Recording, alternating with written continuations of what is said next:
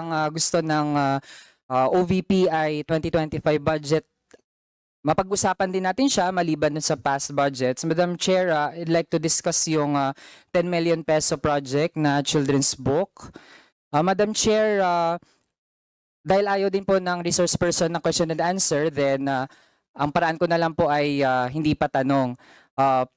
Tell the committee sino po ang editor ng children's book na ito. Madam Vice President. Madam Chair, all the answers are, wala yan doon sa opening statement.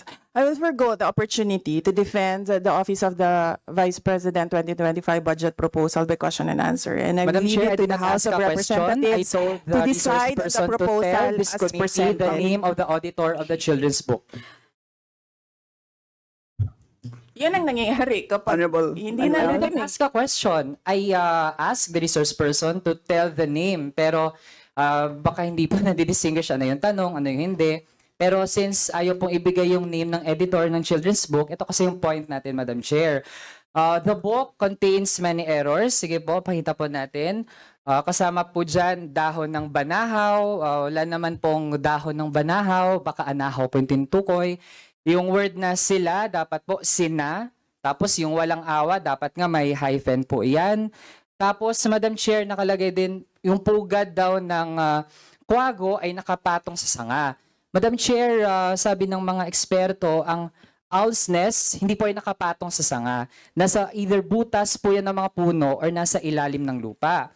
Next, Madam Chair, this book is not child-friendly as per writers kasi pag children's book, Madam Chair, hindi lang yung text yung mahalaga, pati yung visuals, Madam Chair. So, yung illustrations are not cohesive, para yung elements pinatong lang sa background. Tapos, low value ito for illustrations kasi, Madam Chair, kahit nga yung pangalan ng illustrators ay maliit compared dun sa pangalan ng author. When in fact, for a children's book, magkasimbigat po ang papel ng illustrator tsaka ng author. Also, Madam Chair, sa content, nag-i-impose po siya na kung paano dapat umasta ang isang kaibigan. But, Madam Chair, for children's books, dapat hindi siya nag-impose ng anumang bagay sa bata. It should be fun. Masaya lang dapat yung bata na binabasa yung libro. So, Madam Chair, this book na pinopropose na pondohan, and actually, ang topic na nga natin, 2025 budget, gusto ng resource person, we limit to the 2025 budget, pero hindi pa rin sinasagot. But this book, Madam Chair, will just contribute to the worsening of the learning crisis. Hindi po siya actually ay makabata. Kaya, Madam Chair, before I end sa second round, kasi kanina meron din pong ad hominem sa atin, meron pang disinformation about this representation. Madam Chair, kung okay lang naman yung mga libro at halimbawa, kung totoo pa kayong sinasabi about me, I would even suggest sa OVP, dagdagan yung budget, baka makalimang libro pa ang Vice Presidente. Pwede pa nga may special edition tungkol sa kwento ng buhay ko. Pero given, Madam Chair, na hindi din talaga pumapasa sa standards ng pagsusulat ng libro.